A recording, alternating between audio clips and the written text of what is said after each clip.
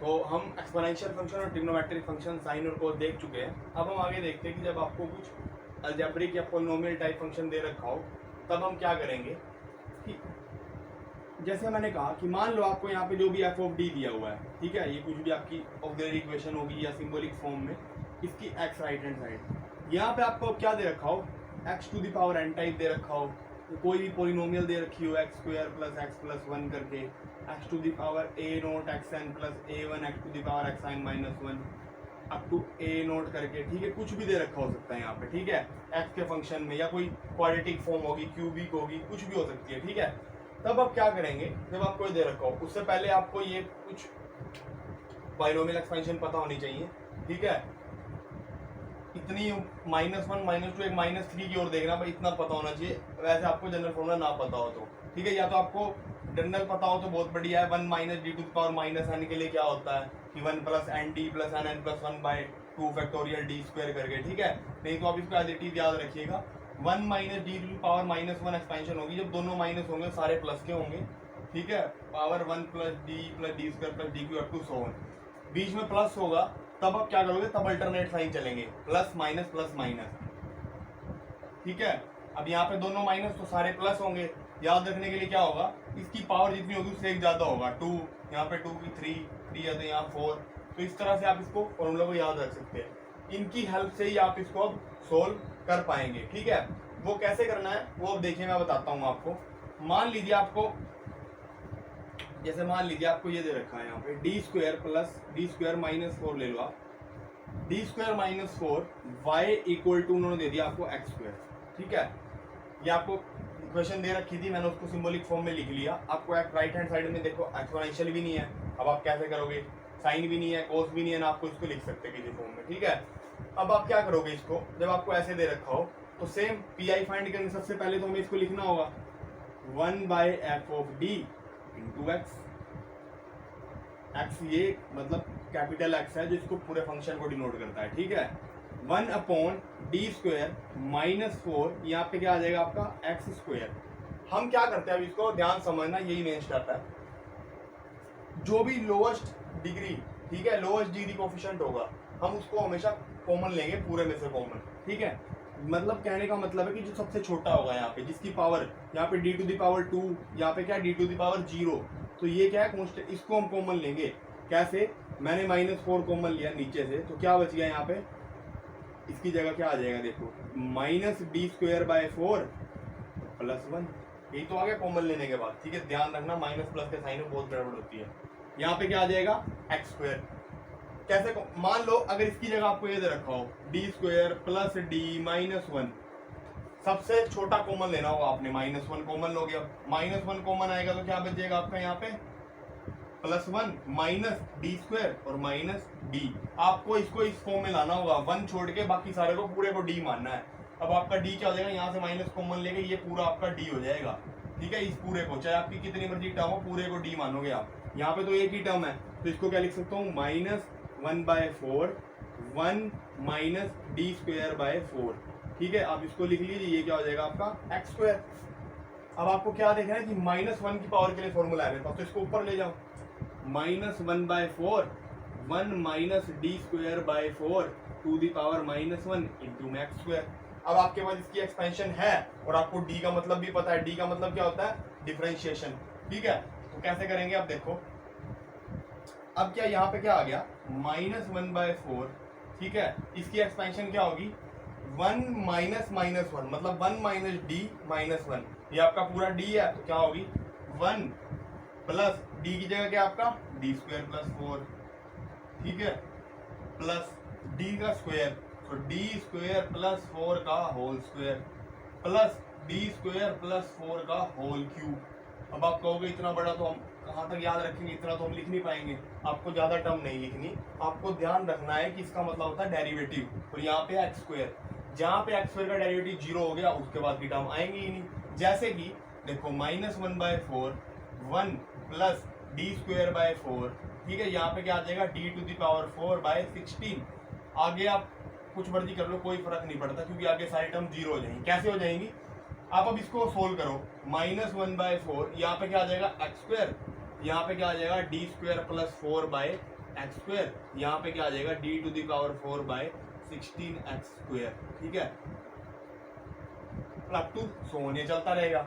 आप यहाँ पे क्या आएगा as it is X square, इसका मतलब क्या दो बार डेरिवेटिव, एक्स स्क्वायर को एक बार डेरिवेटिव करोगे 2x, दो बार डेरिवेटिव करोगे सिर्फ 2, तो कितना आ गया 2/4 प्लस यहाँ पे इसको 4 बार डेरिवेटिव क्या आ जाएगा आपका 0 आएगा। तो इसके बाद जितनी भी पावर इंक्रीज करोगे 0 आएगा, तो आएगा कितना आंसर सिर्फ आपका यही वैल्यू आएगी बस, तो -1/4 ये क्या आ गया आपका पी आई। तो इस तरह से आप क्या फाइंड करते हैं पी आई फाइंड करते हैं। आपको ज्यादा टर्म याद रखने की जरूरत ज्यादा यूज नहीं होंगी, क्योंकि आपको छोटा ही दिया जाएगा, यहाँ 3 पावर दे देगा, 3 पावर दे देगा तब भी आपका 2 तक ही आएगा, 4 पर फिर 0 हो जाएगा, ठीक है।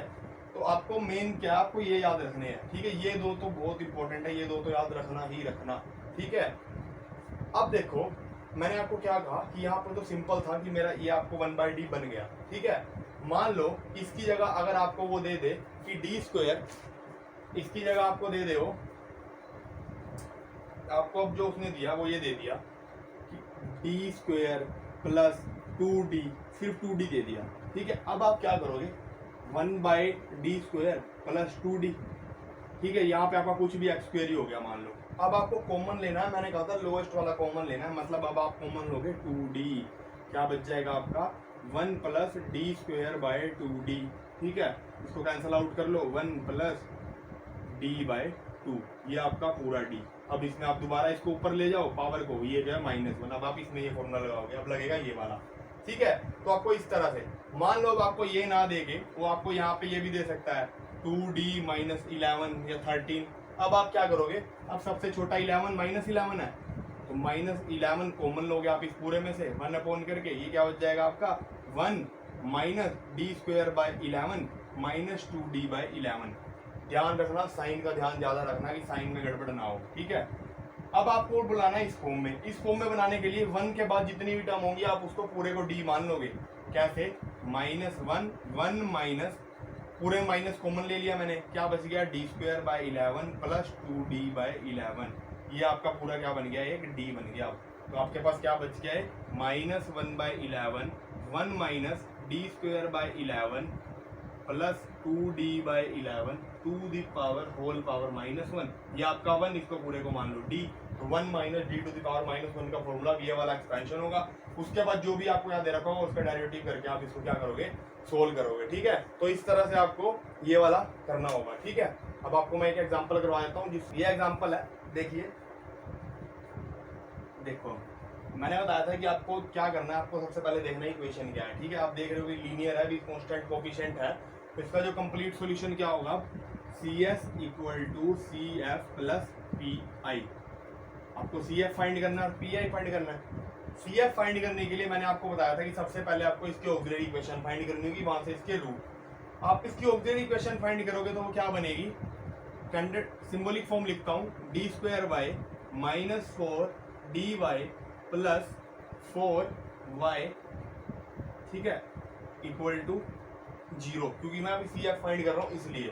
CF फाइंड करने के लिए मैंने लिया तो क्या आ जाएगा यहाँ से d square -4d plus 4 equal to 0, ये क्या इसकी ऑक्सिलरी इक्वेशन। इसके रूट फाइंड करो, क्या बनेंगे, मल्टीप्लाई करके 2 आना चाहिए और प्लस माइनस करके क्या आना चाहिए आपका -4, तो आप लिख लो -2d - 2d plus 4 equal to 0। क्या आ जाएगा यहाँ से d -2, यहाँ से क्या ले लो आप -2 कॉमन ले लो, d - 2 इक्वल टू 0। क्या आ गया आपका d -2 इक्वल टू 0, तो d की वैल्यू क्या आ गई आपकी 2 और 2, दो रूट आ गए, क्या आए रियल आए, और कैसे आगे इक्वल। इस केस में मैंने आपको बताया था कि CF कैसे लिखते हैं हम, जब इक्वल आ जाए तो CF जो आपका बनता है वो बनता है आपका y इक्वल टू CF ही आएगा, ये y इक्वल जो भी आएगा यहाँ C1 प्लस XC2, क्योंकि रूट क्या कर रहे हैं रिपीट कर रहे हैं सेम, और क्या बन जाएगा यहाँ पे आपका ये e टू दी पावर कितना बन जाएगा यहाँ से m1 की वैल्यू 2 और ये आ जाएगी x, तो ये क्या आ गया आपका पूरा, ये आ गया आपकी वैल्यू CF की। तो आपका क्या निकल गया CF निकल गया। इतना आप हाफ पार्ट तो आपका हर क्वेश्चन में होना ही चाहिए, ठीक है। आपका PI में आप कंफ्यूज हो सकते हो, पर CF तो आपको इजीली फाइंड करना आना चाहिए, ठीक है। 2 नंबर तो आपको इसके ही मिलते हैं। आगे आप देखिए हमें अब क्या फाइंड करना है, पी आई। तो देखिए सी एफ हमने फाइंड कर लिया, हमारा क्या आया C1x C2 e to the power 2x। P I कैसे फाइंड करेंगे हम कि पी आई हमें पता है कि P I is equal to हमारा 1/f ऑफ डी एक्स। ठीक है, तो यहाँ पे क्या बनेगा हमारा जो पी आई बनेगा वो क्या बनेगा, देखिए 1/d² माइनस 4d प्लस 4, और यहाँ पे इसकी वैल्यू क्या आपकी x² plus e to the power x plus cos 2x। ठीक है, आपको पता है कि अब x² के लिए क्या सोल्व करते हैं, e to the power x के लिए cos 2x के लिए। अब हम क्या करेंगे, इसको अलग अलग करके तीनों को सोल्व करेंगे, वहां से हमारा पी आई आएगा, फिर हम उसको लिखेंगे कंप्लीट सॉल्यूशन में। कैसे लिखेंगे देखो, मैं क्या करता हूं आपको कि हमने लिखा इसको 1/d² plus 4 minus 4d plus 4x²। ठीक है, plus 1/d² plus 4d plus 4 minus 4d, यहाँ पे क्या आ जाएगा e to the power x plus 1/d² minus 4d plus 4 cos 2x। ठीक है, अब आपको तीनों को पता है अलग अलग क्या सोल्व करते हैं, तो अब इन तीनों को क्या करना होगा, हमने अलग अलग सोल्व करना होगा। ठीक है, मैंने बताया था कि जब आप इसके लिए सोल्व करें तो आपको पॉलिनोमियल दे रखा हो या कोई ऐसे अलजेब्रिक इक्वेशन दे रखी हो, तब आप क्या करेंगे, जो भी लोएस्ट डिग्री कोफिशिएंट होगा उसको आप कॉमन लेंगे। तो यहाँ से क्या कॉमन आ जाएगा हमारा 1/4, तो आप जब 4 कॉमन आएगा, 4 कॉमन लेंगे तो क्या बनेगा 1 प्लस d²/4 माइनस 4d/4। इस 4 से ये 4 कैंसल आउट।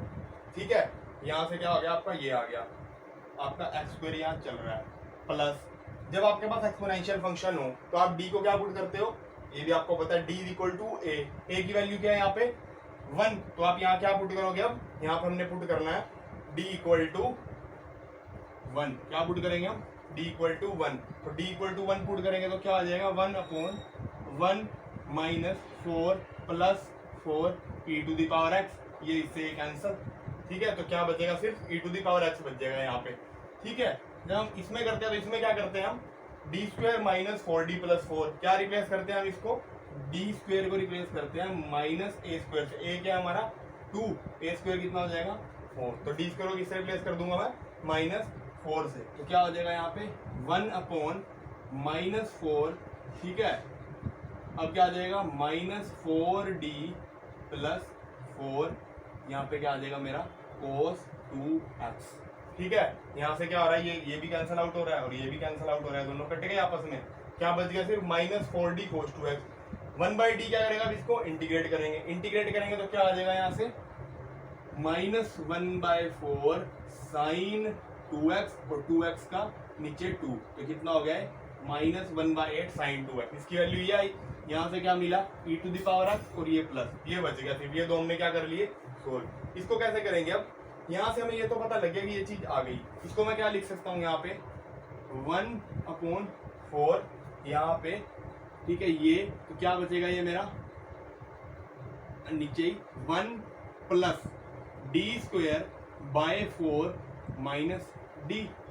ठीक है, ये बच गया। ठीक है, ये बचने के बाद या इसको लिख सकते हो आप d² माइनस, जो मर्जी लिख दे, कोई फर्क नहीं पड़ता उससे। ठीक है ना, ये बच गया हमारा यहाँ से, यहाँ इसके साथ क्या चल रहा है हमारा x²। ठीक है, अब इसको सोल्व करते हैं, ये दो तो हमारे सोल्व हो गए, इसको मैं ऊपर सोल्व करता हूँ। देखो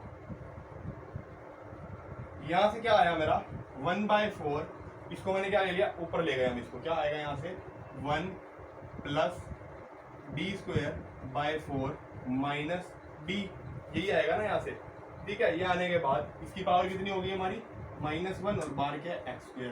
ठीक है, यहाँ पे क्या 1/4 चल रहा है हमारा, यहाँ से क्या आ जाएगा, देखो प्लस और माइनस क्या हो जाएगा फॉर्मूला इसका 1 माइनस d, d कितना है हमारा d²/4 माइनस d, ये पूरा plus d² minus 4 minus d का स्क्वायर।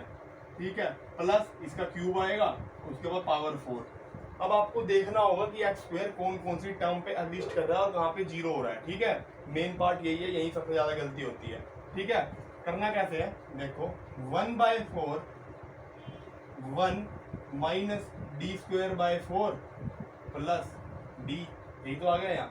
अब आपको पता है कि a² प्लस b² का फॉर्मूला लगा लो यहाँ पे, plus D to the power 4/16 plus D square minus 2d³ by क्या आ जाएगा आपका 4 आ जाएगा। ठीक है, अब आपको पता एक्स स्क्वायर यहाँ पे भी 0 हो जाएगा, यहाँ पे भी 0 हो जाएगा, तो ये दोनों टर्म क्या हो जाएंगी, कट जाएंगी। आगे वाली सब टर्म के लिए 0 हो जाएगा, आप चाहे देख लेना।